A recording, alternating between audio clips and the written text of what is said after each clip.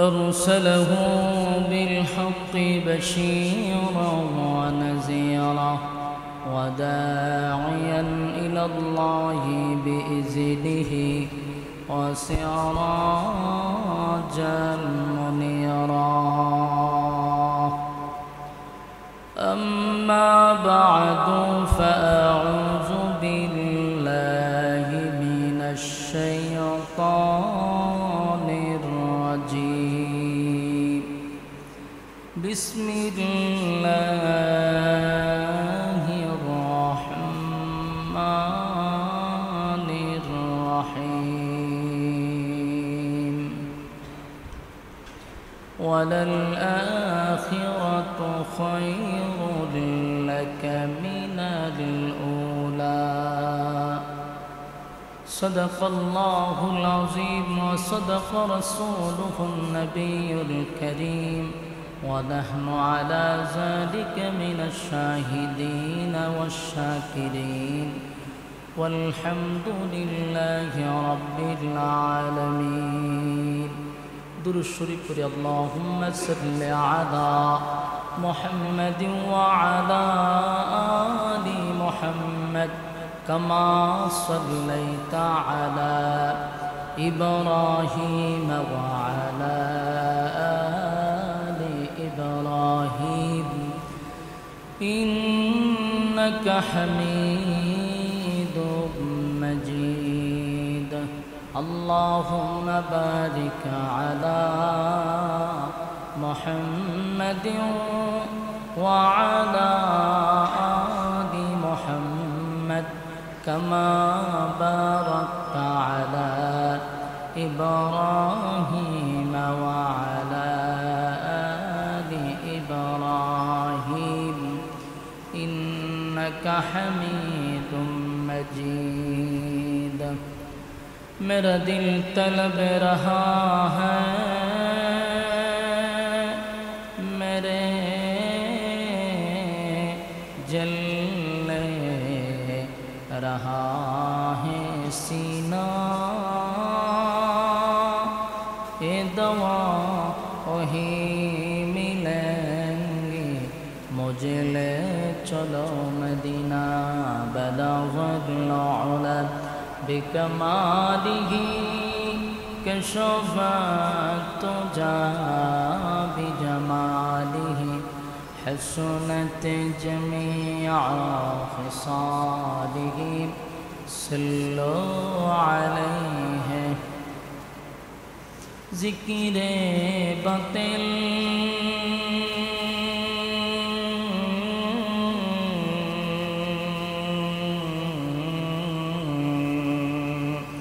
को हटा दे दिल से रबे. ज़िक्र में तेरे लगा दे रोज शाब ला इलाहा इल्लल्लाह ला इलाहा इल्लल्लाह ला इलाहा इल्लल्लाह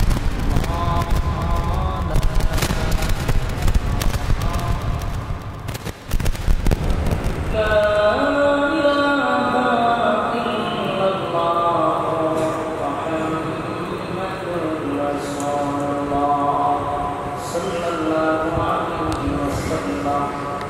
अल्हम्दुलिल्लाह.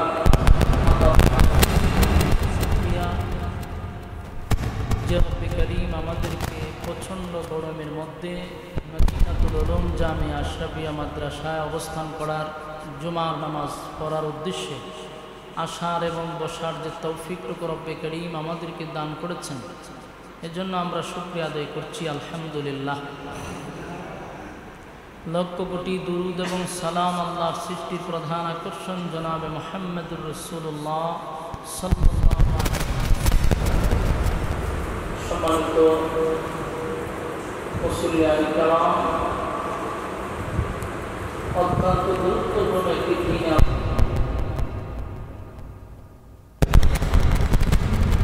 গুনাহ মাফের দিন, জুমার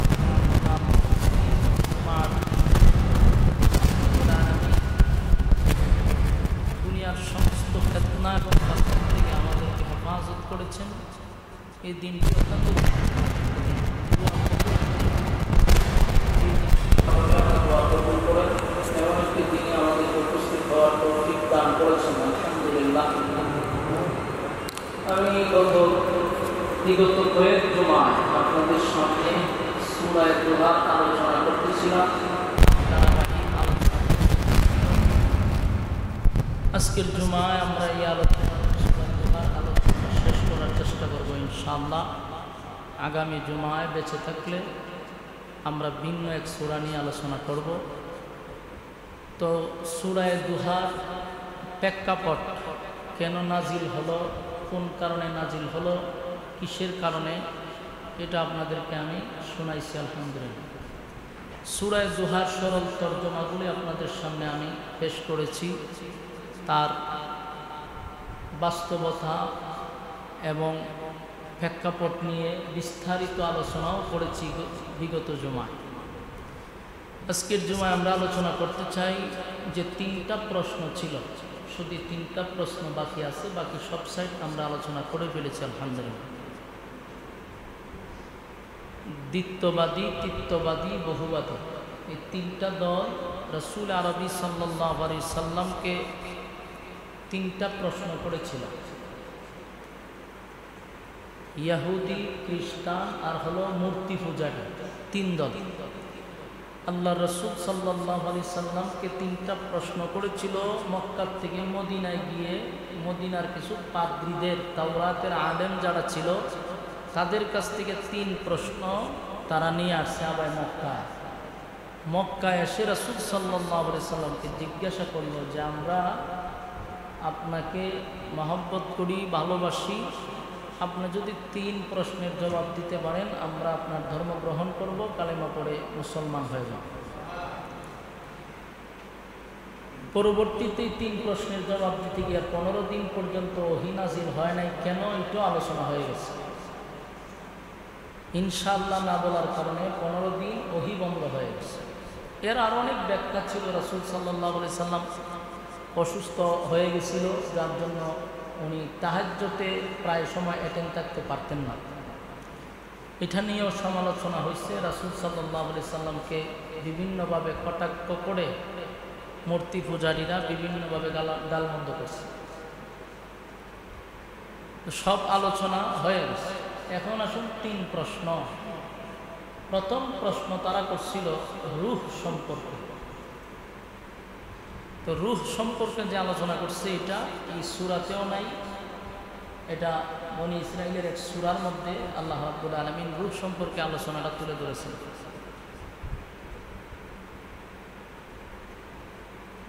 এই 3 প্রশ্ন তারা রাসূলকে করছিল। 3 প্রশ্ন, একটা হলো রূহ। তো রাসূল এই 3 প্রশ্নের জবাব কখন দিছে? যখন জিবরাইল আলাইহিস সালাতু ওয়াস সালাম 15 দিন পরে ওহী নিয়ে আবার আসছে। কেন আসে না এইগুলো বিস্তারিত জিবরাইল বলছে, যা আপনারা বিগত জুমায় শুনছেন। প্রথম প্রশ্নের জবাব হলো রূহ কি, তারা জানতে চেয়েছে। প্রশ্নের উত্তরে রাসূল সাল্লাল্লাহু আলাইহি সাল্লাম জানায় দিয়েছেন যে রূহ এটা আল্লাহর একটা হুকুম। বলুন রূহ কি? আল্লাহর হুকুম। প্রশ্নের উত্তর প্রথমটা দিয়ে দিল, যেটা শুধুমাত্র একটা হুকুম, যার অন্য কিছু না। দ্বিতীয় প্রশ্ন রাসূল সাল্লাল্লাহু আলাইহি সাল্লাম করেছিল যে একজন বাদশা ছিল, যেই বাদশা গোটা পৃথিবী ভ্রমণ করছে। বাদশার ডিটেলস বর্ণনা করেন। রাসূল সাল্লাল্লাহু আলাইহি সাল্লাম এই বাদশার কথা বলতে গিয়ে বললেন যে এই বাদশার নাম ছিল বাদশা যুলকারনাইন, যে গোটা পৃথিবী একা রাজত্ব করছে।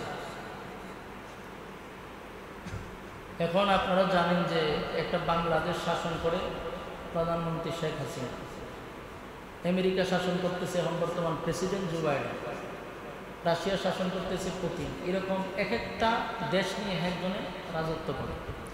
আর যুলকারনাইন ছিল গোটা পৃথিবী একা রাজত্ব করছে। এরকম 4 জন বাদশা পৃথিবীতে আল্লাহ পাঠাইছিলেন, যারা গোটা পৃথিবী শাসন করছে। 4 জন। এর মধ্যে 2 জন হলো মুমিন, 2 জন হলো বেঈমান। মুমিনদের মধ্যে 2 জনের মধ্যে একজন হলো বাদশা যুলকারনাইন, গোটা পৃথিবী রাজত্ব করছে। আরেকজন হলো বাদশা সুলাইমান আলাইহিস সালাতু ওয়াস সালাম। উনি শুধু বাদশা ছিল এমনটা না, উনি ছিল একজন পয়গম্বর। সাধারণ পয়গম্বর নয়, করিম ইবনে করিম, বাবাও ছিল পয়গম্বর। তো বাদশাহ জুলকারনাইন ছিল গোটা পৃথিবীর বাদশাহ, আর মুসলমানদের মধ্যে মুমিনদের মধ্যে একজন ছিল হযরত সুলাইমান আলাইহিসসালাতু ওয়াসসালাম। সুলাইমান আলাইহিসসালাতু ওয়াসসালাম বাদশাহ ছিল, উনি আবার ব্যতিক্রম বাদশাহ ছিল। ব্যতিক্রম কেন?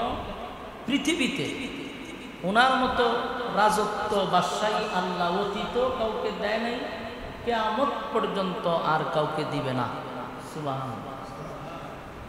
বিষয়টা একটু বোঝার চেষ্টা করি। ওনার আগেও এমন বাদশাহী আল্লাহ কাউকে দেয় নাই, কিয়ামত পর্যন্ত আর কাউকে এমন বাদশাহী দিবে না। তার মানে সাধারণ কোনো বাদশা ছিল না। সচরাচর আমরা দেখি দেশের প্রেসিডেন্ট হলে, দেশের রাজা হলে বাহিনী থাকে। কারণ আমাদের দেশটাকে নিয়ন্ত্রণ রাখতে গেলে বাহিনী আছে, সেনাবাহিনী, পুলিশ, র্যাব, বিডিআর, ব্যাটালিয়ান, হ্যাঁ, নৌবাহিনী, বিমান বাহিনী, বিভিন্ন বাহিনী আছে। সব বাহিনী কিন্তু মানুষ থেকেই বানানো হয়। আপনারা কি বলেন? মানুষ থেকে বানানো হয় না? মানুষ থেকে বানানো হয়। কিন্তু সুলাইমান আলাইহিসসালাতু ওয়াসসালামদের যে বাদশাহীটি ছিল, তার বাহিনী শুধু মানুষ ছিল এমনটা না।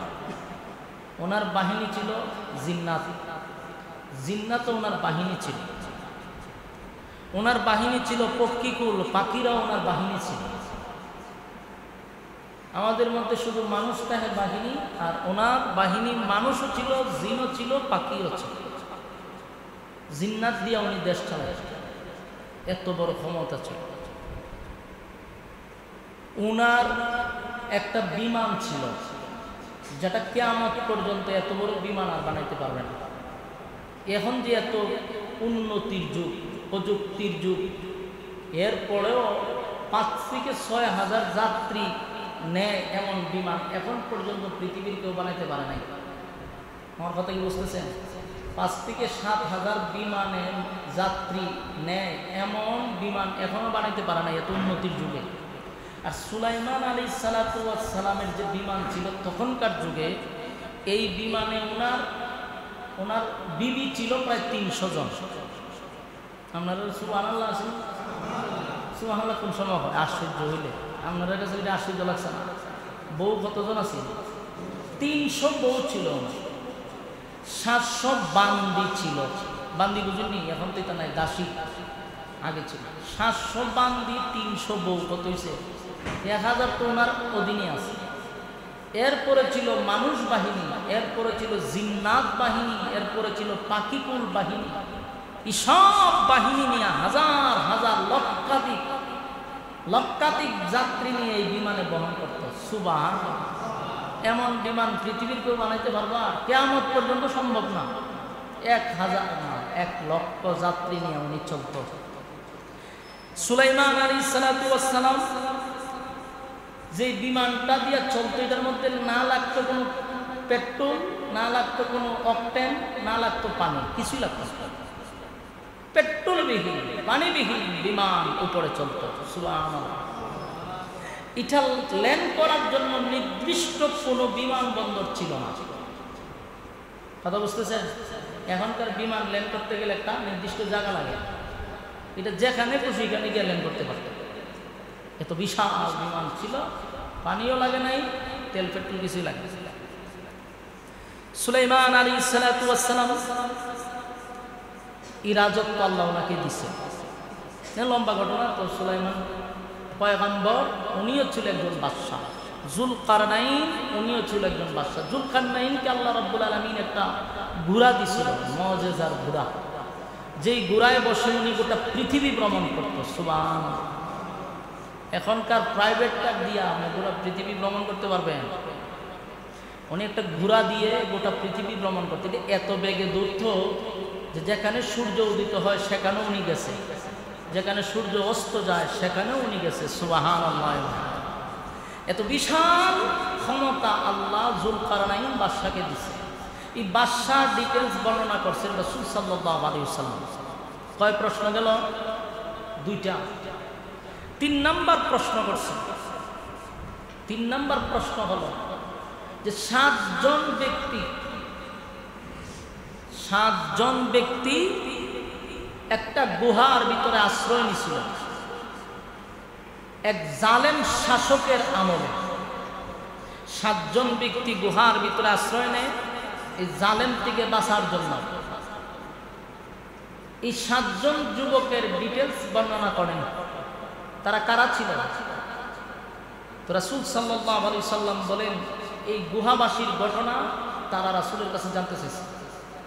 তো রাসূল সাল্লাল্লাহু আলাইহি সাল্লাম বলেন এই সাতজন যুবক ঈমানদার ছিল। সুবহানাল্লাহ। এই সাতজনের সাথে একটা কুকুর ছিল। এই সাতজন একটা জালেম শাসক ছিল তখন। এই জালেম শাসক সে নিজেকে খোদা দাবি করত। তারে যে খোদা মানত না তার উপরে সে নির্যাতন শুরু করত, মারধর শুরু করত। তো প্রতি সপ্তাহে একটা মেলা হইতো। এই মেলার মধ্যে সবাইকে উপস্থিত হইত আর তারে প্রভু হিসাবে সবাই মানত। যারা মানত না তাদেরকে শাস্তি দিত। তো এদের যারা ছিল এই মেলার মধ্যে, এর মধ্যে একজন যুবক এই মেলাতে না গিয়া সে গোপনে একটা পাহাড়ের গুহায় গিয়া দাঁড়ায় রয়েছে, মানে একটা সাইডে গিয়ে বসা। সে চিন্তা করলো আমি মেলায় গেলে তারে আমার খোদা মানতে হবে, আমি এখানে গেলামও না তারে খোদা মানলামও না, একা একা বসে রয়েছে। আবার ভয় পাচ্ছে যদি বাদশার বাহিনী জানতে পারে তাহলে আবার শাস্তি আছে। কিছুক্ষণ পরে দেখে তার পাশে আরেকটা যুবক এসে বসছে। এখন এই যুবক তো চিন্তা করে গেল যে আমি যেখানে আসলাম সে জানলো কিনা। তো একজন আরেকজনের সাথে কোনো কথা বলতেছে না, কারণ দুজনের সন্দেহ করতেছে। কিছুক্ষণ পরে দেখে আরেকজন ব্যক্তি এসে বসছে। কয়জন এলো? তিনজন। এই তিনজনও কেউ সাথে কেউ কথা বলে না, তিনজনের সন্দেহ করতেছে। এরপরে আসলো আরেকজন, চারজন। এরপরে আসলো আরেকজন, পাঁচজন, ছয়জন, সাতজন পর্যন্ত আসছে। মানে সাতজন কেউর সাথে কেউ কথা বলে না। কেন কথা বলে না? যে আমি আসছি এই জালেমকে খোদা হিসাবে আমি মানব না। দ্বিতীয়জন হের ভিতরে কি চিন্তা যে আমি তো হেরে খোদা হিসাবে মানব না, এই জন্য এখানে আসছি। এখন সাতজনেই সন্দেহের মধ্যে আছে যে আমি যদি আগে প্রকাশ করি তাহলে সে যদি কি আবার বাদশার কাছে বলে দেয়। শেষে একজনের ইমান খুব জজবা বেশি ছিল, সে লাভ দিয়ে দাঁড়াই গেছে। আমি আসছি এখানে গোপনে, তোমরা কেন আসছো? আমি স্পষ্ট করে দিলাম এই বাদশাকে আমি খোদা হিসাবে মানি না। কারণ সাতজনের এটা তো আমরা ভিতরের কথা, আমরা তো একই কথা কইতে মাছিলাম, কিন্তু আমাদের সাহস পাচ্ছি না এই কথাগুলি উপস্থাপন করা। আমরা এই জালেমকে খোদা হিসাবে মানি না। সুবহানাল্লাহ। তাহলে সাতজন একত্রিত হয়ে গেল এবং সাতজন একই কারণে এখানে আসছে। এই সাতজন যুবক এরা কিন্তু আবার সাধারণ ফ্যামিলির কোনো সন্তান না। এই প্রত্যেকের বাপগুলা হলো এমপি মন্ত্রী, ওই যে রাজা আন্ডারের পার্লামেন্টের সদস্য তাদের সন্তান, মানে গরিব ঘরের কোনো ছেলে না। সবগুলা আপনার বড় লোকের ছেলে। এখন এই সাতজন সিদ্ধান্ত নিছে যে সে নিজেকে খোদা দাবি করে, তার খোদা হওয়ার কোনো যোগ্যতা নাই। আমি ঈমান আনি ওই সত্তার উপরে যিনি আসমান জমিন সৃষ্টি করছেন, যিনি আমাকে পালনেওয়ালা, যিনি আমাকে জীবন দিচ্ছেন, যিনি আমাকে খানা খাওয়াচ্ছেন, যিনি এই জালেমকেও সৃষ্টি করছেন, তার উপরে আমি ঈমান আনছি। সুবহানাল্লাহ। সাতজন যুবক তারা সিদ্ধান্ত নিছে যে আমরা এই জালেমকে মানি না। এখন এই সাতজনকে তালাশ করতে লাগলো জালেম বাদশাহ কিছু লোকেরা, বাহিনী দিয়ে তালাশ করতেছে যে হে গেল কই। সাতজনকে তালাশ করতেছে, কোথাও পাওয়া যায়। শেষে তারা সিদ্ধান্ত নিল যে জালেম থেকে বাঁচার জন্য আমাদের অন্য কোনো ব্যবস্থা নিতে হবে। শেষে তারা একটা গুহার ভিতরে ঢুকবে, এমন সময় দেখা যায় তাদের পিছনে একটা কুকুরও হাঁটতেছে। মানে সাতজন যুবক চিন্তা করলে এই কুকুরটা তো আমাদের মাঝখানে একটা বেজার লাগে। এরা এই কুকুরের লাঠি দিয়ে তাড়াই দিছে, কিন্তু তাড়াই দিলে আবার আসে, পাথর দিয়া ডিল মারলে আবার আসে। কোনোভাবেই কুকুরটাকে তাদের কাছ থেকে সরাইতে পারতেছে না। শেষে করলো কি? শেষে তারা সিদ্ধান্ত নিল যে এই কুকুরে এমন কি করি। কুকুর দুই পা উপরে দিয়া বারবার যেন কি বলতে চাইতেছে। এর মধ্যে আল্লাহ কুকুরের জবান খুলে দিছে। এটা কোনো কাল্পনিক গল্প বলতেছি না, এটা সূরা কাহাফে আপনারা যারা পড়তে পারেন সূরা কাহাফের ঘটনাগুলো পড়ে নেবেন, বাংলাতে তর্জমা আছে। যদিও ডিটেলস না বুঝতে পারেন কিছু কথাগুলি পাবেন। মানে গিচ্ছা কাহিনী আপনাদের সামনে বলতেছি না। এখন তো যুগ ফাইলে গেছে, এখন কুত্তায় মানুষের সাথে কথা কয়, ফিরের কুত্তাও মানুষের সাথে কথা কয়, এমনও যুগ বাড়িছে ফিরে কুত্তার সাথে কথা বলছে। এইরকম কাল্পনিক গল্প এখানে অন্তত বলা হবে না। এটা যেটা বলতেছি সূরা কাহাফে এর ডিটেলস বর্ণনা আছে তাফসীরে। এই কুকুর সেদিন কথা বলছে যুবকদের সাথে, সুবহানাল্লাহ। কুকুর বলতেছে যে আমি তোমাদের সাথেই যেতে চাই, তোমরা আমাকে ফিরাই দিও। জিজ্ঞাসা করলে মানে এরা 7 জন তো অবাক হয়ে গেছে। বলুন তো একটা কুকুর যদি কথা বলে আপনারা আশ্চর্য হইবেন না? এটা কি সম্ভব? এই 7 জন যুবক আশ্চর্য হয়েছে, কুকুর কিভাবে কথা বলে। কুকুর বলতেছে গোটা এই রাজ্যের ভিতরে আমি কোনো একটা মানুষকে মানুষ মনে করতেছি না, সবগুলো আমার মতো চতুষ্পদ জানোয়ার। এই রাজ্যের ভিতরে তোমরা 7 জনকে আমার মানুষ মনে হয়, সুবহানাল্লাহ। বাকি সবগুলো আমার মতো জানোয়ার। আমি জানোয়ারদের সাথে থাকতে চাই না, আমি তোমাদের সাথে থাকতে চাই। আমাকে তোমরা যেদিকে যাও আমাকে সেদিকে নিয়ে যাও। এই 7 জন যুবক যখন দেখলো কুকুর কথা বলে, তখন এই কুকুরের তার পালায় যাওয়া যায় না, তার সাথে নিয়ে গেছে। জালেম বাদশার ভয়ে একটা গুহার ভিতরে সে ঢুকে গেছে। 7 জন যুবক ঢুকে গেছে ভিতরে। ঢুকার পরে কুকুরটা ভিতরে ঢুকে নাই, কুকুরটা ছিল গুহার একেবারে মুখেই বসে গেছে। এর ভিতরে জালেম বাদশা তার বাহিনী চতুর্দিকে লাগাইয়া দিছে যে 7 জন যুবককে যেখানেই পাইবা সেখানেই তোমরা তাকে ধরবা, গ্রেপ্তার করে আমার কাছে নিয়ে আসবা। কঠিন থেকে কঠিন শাস্তি তাদেরকে দেওয়া হবে। এই 7 জন যুবক, আমি কিন্তু খুব সংক্ষেপে বলতেছি, আমরা যখন ওয়াজ মাহফিল এগুলো বলি 2 ঘন্টা 2.5 ঘন্টা লাগে শুধু এই 7 জন যুবকের ঘটনা বলতে। এটার একেবারে সংক্ষেপে বলতেছি। 7 জন যুবক গুহার ভিতরে ঢুকে গেছে। কুকুরটা ছিল গুহার একেবারেই সামনে, আর 7 জন যুবক ছিল গুহার ভিতরে। আল্লাহ রাব্বুল আলামিন তার কুদরতের নিদর্শন দেখাইলেন, এই 7 জন যুবককে গুহার ভিতরে রেখে দিলেন। এই জালেম বাদশা যখন কোথাও তাদেরকে পাইল না, শেষে যখন একজন বলল যে আমি দেখছি এই 7 জন যুবক এই গুহার ভিতরে ঢুকছে, 7 জন যুবক এই গুহার ভিতরে ঢুকছে, এটা আমরা দেখছি। তো বাদশা বলে ঠিক আছে, গুহার ভিতর থেকে 7 জনকে বাইর করে নিয়ে আসো। যখন এই 7 জন যুবককে গুহার ভিতর থেকে বাইর করার জন্য তার বাহিনী যায়, রাসূল সাল্লাল্লাহু আলাইহি সাল্লামকে আল্লাহ জানায় যে আল্লাহর হাবিব আপনি জানেন না, আমি আপনাকে জানাইয়া দিলাম এই 7 জন যুবককে আনার জন্য যেই বাহিনী গেছিল গুহার ভিতরে, তারা ভয়ে, তারা এত ভয় পাইছে যে তারা চোখ টোক উল্টায়া জায়গাতেই তারা ফিট হয়ে গেছে। ভয়াবহ পরিস্থিতি দেখে যে যায় সেই ভয় স্টপ করে হবে, কেউ আর সাহস পায় না এটার ভিতরে যাইতে। শেষে বাদশার সিদ্ধান্ত নিল এটার সীসা দিয়া এটারে ডালাই দিয়া যায়, যাতে 7 জন যুবক না বাইরিতে পারে, এখানে মারা যায়। সীসা দিয়া ডালাই দিয়ে দিচ্ছে। ঘটনা ছিল এই না, এই 7 জন যুবক এই গুহার ভিতরে তাদেরকে যখন ঢালাই দিয়া একেবারে বন্দি করে দিছে।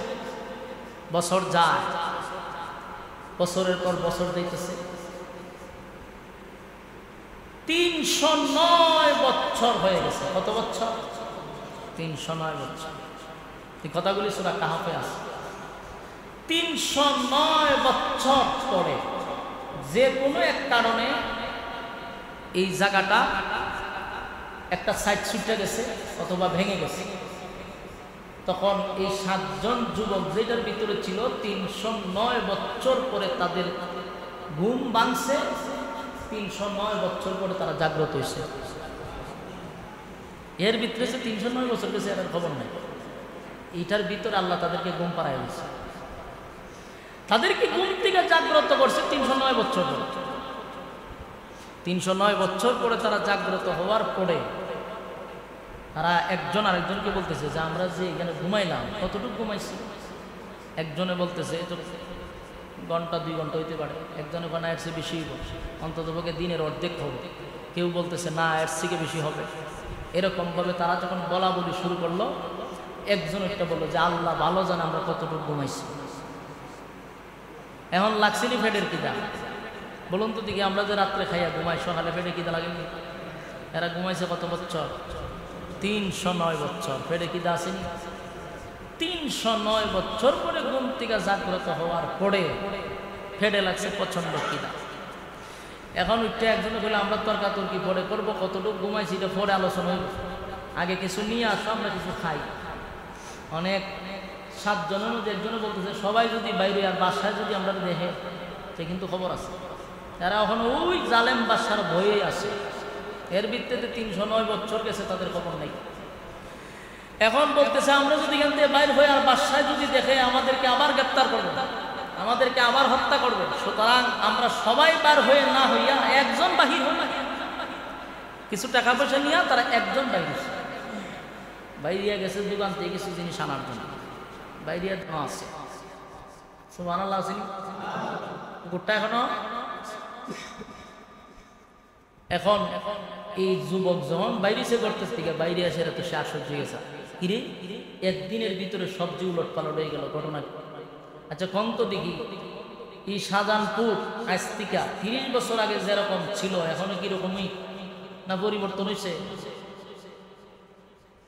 এখন একটা মানুষ যদি 30 বছর আগে বিদেশ যায়, 30 বছর পরে তো শাহজাহানপুর আয়া দেখে যদি উল্টা হয়ে গেছে, তার কাছে একটা আশ্চর্য লাগবে না?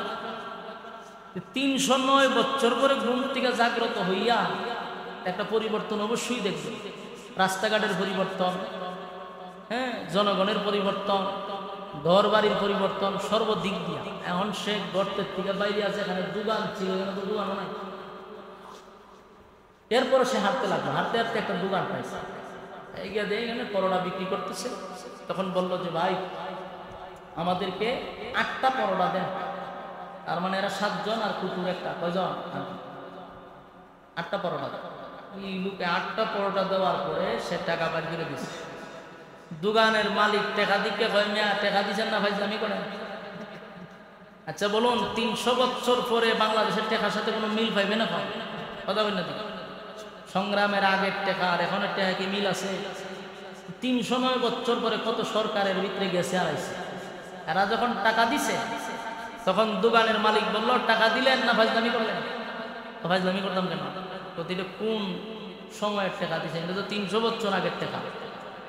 এই যুবক বলতেছে যে আপনি কি আমার সাথে ফাজলামি করেন? যুবকের দাঁড়ান হইল সকালে আমরা বাসার থেকে বেরিয়েছি, না ওই পরের দিন সকালে একদিন গেছি। একদিনই টাকা কেন 350 বছর আগের টাকা হোক? দুজনে লাগছে দ্বন্দ্ব, লাগতে লাগতে এখানে আরো কিছু মানুষ জড়ো হয়ে গেছে। এরা টাকা দীক্ষা কয় যে এটা তো 300 বছর আগের টাকা, এ তুমি টাকা পাইলা তো নিশ্চয়ই তোমার কাছে গুপ্তধন আছে। হেরে দৌড়ে লেগে যায় বাসার কাছে। এই অনেক ঝামেলা আছে এখানে, অনেক লম্বা, শর্টকাটে বলি। নিয়ে গেল কোথায়? বাসার। বাসার বিচার যখন করলো তখন টাকা দিকে বললো যে বাবার এটা তো 300 বছর আগের টাকা, তুমি ভাইলা আরে আমি 300 বছর গতকালকে আমার বাবার কাছ থেকে টাকা আনছি। তোমার বাবার নাম কি? ওই নাম বললো, বাদশার নাম বললো। তখন এরা আশ্চর্য হয়ে গেল যে বাদশার নাম কইলে 300 বছর আগে আসি, আমরা ইতিহাসে পাইছি, আমরা ইতিহাসে পাইছি, এই লোকের নাম কয়। লম্বা ঘটনা। তখন এখানে অনেক ইতিহাসী 7 জন যুবক যে গুহার ভিতরে ঢুকছিল, এটা নিয়ে বই পুস্তকে ইতিহাস বাড়িয়েছিল। ইতিহাস পড়তে গিয়ে অনেকে বলতেছে যে আমরা ইতিহাসে পাইছিলাম 7 জন যুবকের কথা, আর 7 জন যুবকের কথা যে আমরা ইতিহাসে পাইছিলাম, ওই বাদশার নামও পাইছি এবং বাদশার উজিরদের নামও আমরা পাইছি ইতিহাসে। এই যুবক তেহাদের নাম বলতেছি। ঘটনাক্রমে একজন বিচক্ষণ লোক ছিল এখানে, উনি বলল যে তোমার ডিটেলস বর্ণনা করো। সব কিছু বলার পরে তারা বুঝতে পারলো যে সর্বনাশ, এটা তো আল্লাহর কুদরতের এক নিদর্শন। এই যুবক তো এখনকার যুবক নয়, 300 বছর আগের যুবক। তোমরা কোত্থেকে বেরিয়েছ? দেখাইছে গুহা। এখন তো মানুষ চমকে গেছে। এখানে মূল ঘটনাটা শুনেন। মূল ঘটনাটা হলো, যেই সময় 309 বছর পরে যারা জীবিত হয়েছে, ওই সময়টাও ছিল মূর্তি পূজার যুগ, মানুষ আল্লাহ মানত না। তো ওই সময় একজন দরবেশ ছিল। এই দরবেশ মানুষের কাছে ইসলাম প্রচার করত, বলতো যে আল্লাহ জিন্দা জীবিত মৃত মানুষকে জিন্দা করতে পারে, জিন্দা মানুষকে মৃত করতে পারে, এরকম ওয়াজ নসিহত উনি করত। তো প্রায় সময় জনগণ বলতো যে আপনারা আল্লাহরে বলেন মৃত মানুষকে জীবিত করে দেখাই। ঘটনাটা ঘটছে 309 বছর পরে। যেই এলাকায়, ওই এলাকার মানুষগুলো ছিল মূর্তি পূজারী, এক আল্লাহ বিশ্বাস করত না। এরা বহুবাদী ছিল, একত্ববাদী খোদা হুকুম মতে তারা চলতেন। এই যুবক যখন জীবিত হইল, পুরা এলাকার মানুষ ভাঙ্গা পড়ল, সবাই এই দৃশ্যটা নিজের চোখে দেখতে পারল এবং বাদশার নেতৃত্বে এই যুবকদের নিয়ে আবার গুহার ভিতরে গেছে, গিয়া বলছে তোমরা 7 জন যুবক ছিলা, 6 জন কোথায় ভিতরে, এই 6 জনকে নিয়ে তোমরা গুহার বাহিরে আসো। আমি বাদশাহ হইয়া বললাম তোমাদেরকে রাষ্ট্রীয় সম্মান দিব, তোমাদেরকে রাষ্ট্রীয় মর্যাদা দিব, আমি তোমাদেরকে কোনো শাস্তি দিব না। আর এই বাদশাটা ছিল একত্ববাদী খোদার অনুসারী। সুবহানাল্লাহ। এই হাজার হাজার তার দেশের সমস্ত এই সে তো একটা রাষ্ট্র চালাইতো, তার রাষ্ট্রের সবাই ছিল মূর্তি পূজারী, আর বাদশা ছিল কিন্তু একত্ববাদী খোদার অনুসারী। সুবহানাল্লাহ। এক আল্লাহ বিশ্বাস করত, কিন্তু তার জনগণ ছিল মূর্তি পূজারী, কিন্তু এটা সে প্রকাশ করত না। কিন্তু তার ভিতরে একদিন আসছে যে নিশ্চয়ই আমার এই রাষ্ট্রকে আল্লাহ কুদরতের এক নিদর্শন দেখাইছে। সুবহানাল্লাহ। এখন এই যুবকরে পাঠাইছে ভিতরে যে তুমি 6 জনকে নিয়ে আসো। এই যুবক ভিতরে গেছে পড়ে, এখন তার আসে না। বহুবার তাদেরকে ডাকলো, বহু সময় ব্যয় করলো, কিন্তু এই যুবক যে ভিতরে গেল আর আসে না। মূল কথা ছিল এটা আল্লাহর কুদরত ছিল। এই যুবকগুলার কখনোই আর বাইর হয় নাই, এখানে তারা মারা যায় না। শুধু একমাত্র ওই জাতিকে বিশ্বাস করানোর জন্য যে আল্লাহ চাইলে 309 বছরের আগের যুবককেও জীবিত করতে পারে। তো সম্মানিত, শুধু এটা লম্বা ঘটনা, আমি শুধু 3টা প্রশ্নের জবাবে এই কথাগুলি বললাম। রাসূল সাল্লাল্লাহু আলাইহি সাল্লামের কাছে যখন 3 প্রশ্ন করলো যে আপনি 3 প্রশ্নের জবাব দিতে পারলে আপনার কালেমা আমরা পড়ব, তখন রাসূল রূহ সম্পর্কে তাদেরকে তত্ত্ব দিল। রাসূল যুলকারনাইন বাদশার ডিটেলস বর্ণনা করলো এবং গুহাবাসী 309 বছর পরে জীবিত হওয়ার ডিটেলস বর্ণনা রাসূল করলো। এখন 3 প্রশ্ন তারা জবাব পাইছেনি, একটু কথাটা কই না আপনারা? 3 প্রশ্নের জবাব পাইছে, তারা কি কালেমা পড়ছে? এই 3 প্রশ্নের জবাব দেওয়ার পরও মক্কাবাসী রাসূলের কথায় কালেমা পড়ে নাই। আমরা এতক্ষণের আলোচনা কি বুঝলেন? রাসূল সাল্লাল্লাহু আলাইহি সাল্লাম 3টা প্রশ্নের জবাব দিল। তারা কিন্তু আগে বলছে 3 প্রশ্নের জবাব দিতে পারলে আমরা কালেমা পড়ে ঈমান আনব। 3 প্রশ্নের জবাব তো দিল, কিন্তু কালেমা পড়ছেনি। তো যার কপালে হেদায়েত নাই তারে যদি আপনি পয়গম্বর দিয়েও বুঝান কোনো লাভ হবে না। হেদায়েতের মালিক কে? আল্লাহ। যারে হেদায়েত দেয় তারে কেউ ঠেকাইতে পারে না। কিছু কিছু মানুষ দেখবেন এরা যতই ওয়াজ নসিহত আপনি করেন কোনো লাভ নাই, এদের মোহর মেরে দিছে, পড়ে যায় আমরা, এটি কোনোদিন সোজা হবে না। আবু জাহেলকে যেমন রাসূল সাল্লাল্লাহু আলাইহি সাল্লাম বিভিন্নভাবে মুজিজা দেখাইছে, এত মুজিজা দেখছে আবু জাহেল নিজ চোখে, যা আর কেউ দেখে নাই। এরপরও আবু জাহেলরা কিন্তু কালেমা পড়ে নাই। কেন? তার কলিজার মধ্যে মোহর মেরে দিচ্ছে।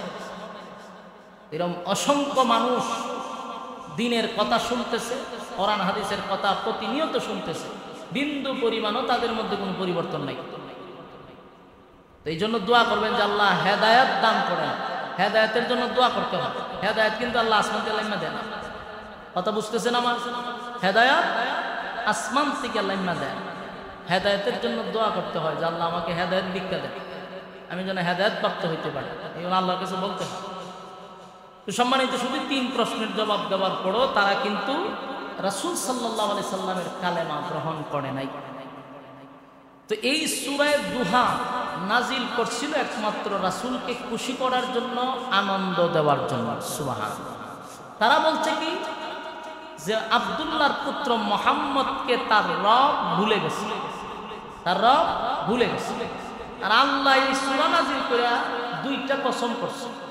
বিগত জুমায় বলেছি, 2টা কসম করে স্পষ্ট করছে যে আমি আপনাকে ভুলি নাই। সুবহানাল্লাহ। আল্লাহ বলেন ওয়াদ-দুহা ওয়াল-লাইলি ইযা সাজা মা ওয়াদ্দা'আকা রাব্বুকা ওয়া মা ক্বালা। ওয়াদ-দুহা দিনের আলোর কসম, ওয়াল-লাইলি ইযা সাজা রাতের অন্ধকারের কসম। ওয়াদ-দুহা দিনের আলোর কসম, ওয়াল-লাইলি ইযা সাজা রাতের অন্ধকারের কসম, আমি আপনাকে ভুলি নাই, ভুলি নাই, ভুলি নাই। মা ওয়াদ্দা'আকা রাব্বুকা ওয়া মা ক্বালা। আল্লাহর নবী বলেন, রব্বে কারীম বলেন, পয়গম্বর আমি আপনাকে আগেও বলি নাই, এখনো বলি নাই, ভবিষ্যতেও বলবো না। কসম কাল্লাম সূর্যের কসম, দিনের আলোর কসম, কসম করলাম আপনার রাতের অন্ধকারের কসম, মা ওয়াদ্দাআকা রাব্বুকা ওয়া মা ক্বালা, আমি আপনাকে বলি নাই আপনার রব আপনাকে ছেড়ে দেয় নাই, ভুলে নাই। সুবহানাল্লাহ।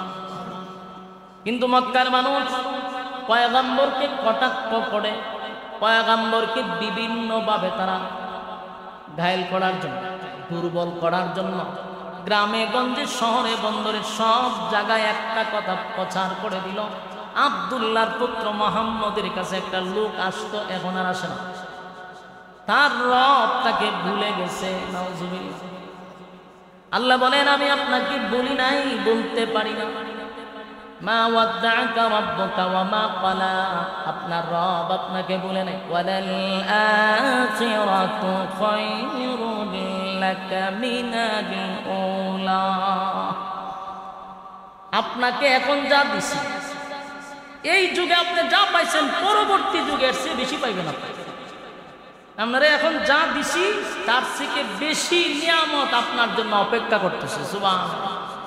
তার মানে বুঝছে না আরো বেশি দেওয়ার সম্ভাবনা আছে, কথা হয় না? রাসূল সাল্লাল্লাহু আলাইহি ওয়াসাল্লামের নবুয়তের যে 13টা বছর ছিল মক্কা, এই 13টা বছর মক্কাতে লাঞ্ছিত, অপমানিত, রক্তাক্ত হয়েছে। কত বছর? 13 বছর।